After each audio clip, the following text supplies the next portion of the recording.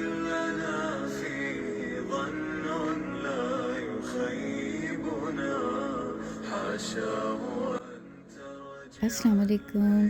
اس دعا کے ساتھ کہ اللہ پاک ہم سب کو رمضان کی رحمتوں اور برکتوں سے نوازیں، آج کی ویڈیو سٹارٹ کرتے ہیں۔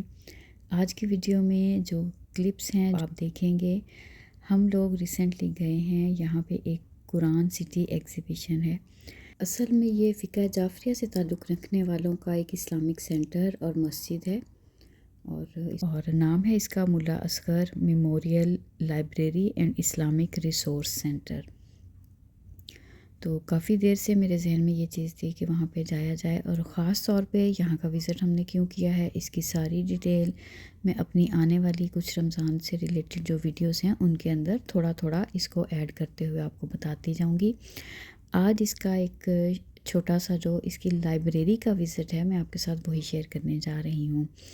اور بیسیکلی یہاں پہ مسجد بھی ہے، اور بینکویٹ ہال ہے، ایک اسکول ہے پورا بہت اچھا بنا ہوا، لائبریری ہے اور جمنیزیم ہے، اور سب سے اہم چیز جس کی وجہ سے میں وہاں گئی تھی وہ یہاں پہ قرآن سٹی بنا ہوا ہے، اور وہ میری آنے والی ویڈیوز میں آپ کو دیکھنے کو ملے گا انشاءاللہ۔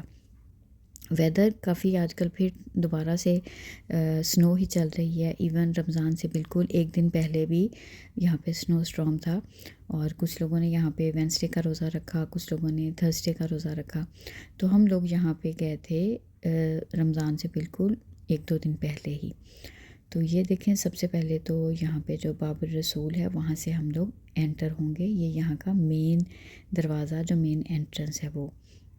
اس کے بعد یہاں پہ کافی اولڈ بکس ہیں، اور مجھے بہت اچھا لگا جیسے ہی انٹر ہوئے ہیں ہم لوگ، بہت ہی خوبصورت یہ بنی ہوئی ہے۔ اور وہ وقت جب یہاں پہ کینیڈا میں مسلمان آئے تھے، تو اس وقت میں یہاں پہ سب سے پہلے جو مینشن کیے جاتے ہیں نا، 13 مسلمان تھے، اور آج کینیڈا میں ملینز میں مسلمان ہیں، اور دوسرا بڑا مذہب یہاں پہ اسلام ہے الحمدللہ۔ اور بہت ساری مسلمانوں کے لیے سہولیات ہے۔ میں اکثر اپنی ویڈیوز میں آپ لوگوں کو یہاں پہ ایک مسلمان ہونے کی حیثیت سے کینیڈا میں ہماری زندگی کیسی ہے وہ اکثر آپ لوگوں کے ساتھ شیئر کرتی رہتی ہوں۔ تو چلیے یہ آپ دیکھیے، اس جو کلپس ہیں وہ آپ دیکھتے رہیں۔ تو کچھ تھوڑی سی بات رمضان کے بارے میں کرتے ہیں۔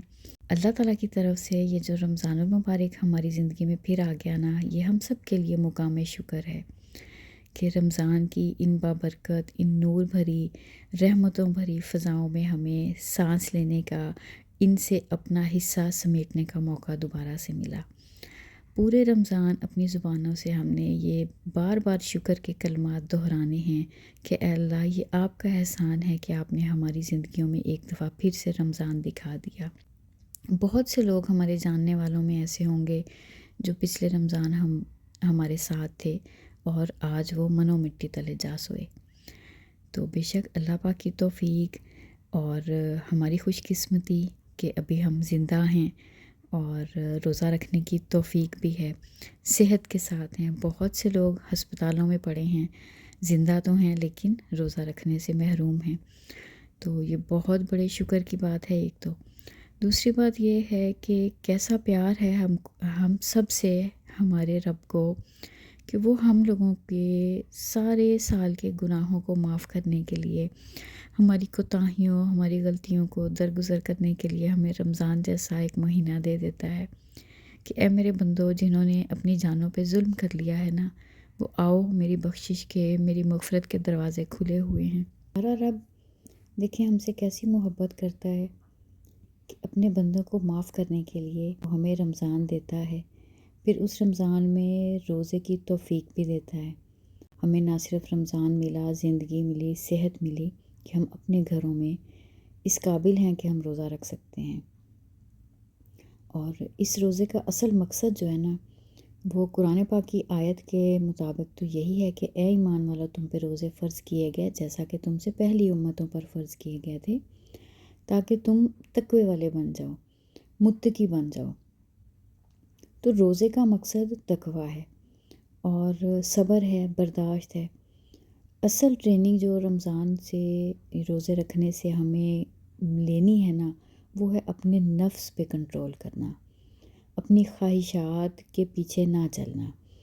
انسان اپنی زندگی یا تو اپنے نفس کی خواہش کے پیچھے چلتے ہوئے نفس کے تابع ہو کے گزارتا ہے، یا پھر وہ اپنی زندگی کو اللہ کے حکم کے مطابق گزارتا ہے۔ جب یہ 1 مہینہ ہم اس چیز کی پریکٹس کر لیں کہ جب اللہ پاک کا حکم ہے تب ہم کھائیں گے، اور جب اللہ پاک کا حکم نہیں ہوگا تو حلال کھانا ہے، سامنے موجود ہے، ہم نہیں کھائیں گے، تو یہ جو رک جانا ہے نا، صبر کر لینا ہے، یہی روزے کا اصل مقصد ہے۔ تو اگر آج کے دور میں ہم اپنی زندگیوں پہ دیکھیں تو مجھے لگتا ہے کہ آج کل جیسے صرف کھانا پینا اس کا مقصد بن گیا ہے، اصل مقصد تو یہ تھا کہ اپنی خواہش کو دبانا ہے۔ جو خواہش آ رہی ہے نا دل میں، اس کو ہم نے پیچھے کرنا تھا، اور ہم کیا کرتے ہیں کہ جو خواہشیں پوری کرنی ہے نا، کھانے پینے کی خاص طور پہ، ہم وہ کرنے لگ جاتے ہیں۔ تو میڈیکلی تو یہ چیز پروون ہے ابھی، کہ ہم جیسے ابھی اس وقت میں کینیڈا میں 12 گھنٹے کا روزہ ہے، سمر میں ہم نے 17 گھنٹے تک کا روزہ بھی رکھا ہے۔ تو اتنی دیر کی فاسٹنگ سے کوئی ایسی جسم میں کمزوری نہیں آتی، اور کچھ ایسا نہیں ہوتا کہ شدید انسان کی کوئی صحت کو کوئی خطرہ لاحق ہو جائے۔ تو بس ہم صرف اپنے نفس کے ہاتھوں مجبور ہو کے تو وہ لمبی چوڑی پلاننگ کرتے ہیں، اتنی ساری تیاریاں کر لیتے ہیں، اور رمضان کے خاص ڈشز خاص طور پہ جیسے ہم نے پکوڑے اور سموسے اور اس قسم کی چیزوں کو خاص طور پہ اس کے ساتھ جوڑ لیا ہے، تو یہ چیزیں ہمیں پھر روزے کے اصل مقصد سے ہٹا دیتی ہیں۔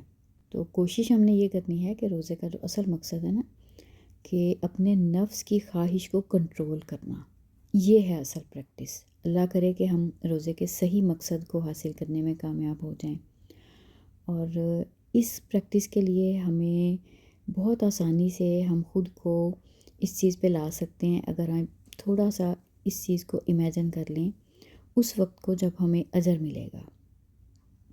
تصور کریں ذرا کہ جب نام لیا جائے قیامت میں، آخرت کے دن میں، اور کہ فلاں ابن فلاں باب الریان، وہ دروازہ جنت کا جہاں سے صرف روزہ دار جو ہوں گے وہ جنت میں داخل ہوں گے، وہاں پہ آپ کا نام پکارا جائے کہ فلاں ابن فلاں، اے میرے بندے، اے میری بندی، اس دروازے سے، باب الریان سے تم میری جنت میں داخل ہو جاؤ، اس روزے کے بدلے جو تم نے دنیا میں رکھا، اس بھوک پیاس کے بدلے جو تم نے میری محبت میں برداشت کی۔ لیکن صحابہ جب روزے فرض ہوئے ہیں تو ان کے لیے بھوکا رہنا، پیاسا رہنا یہ تو کوئی نئی بات نہیں تھی۔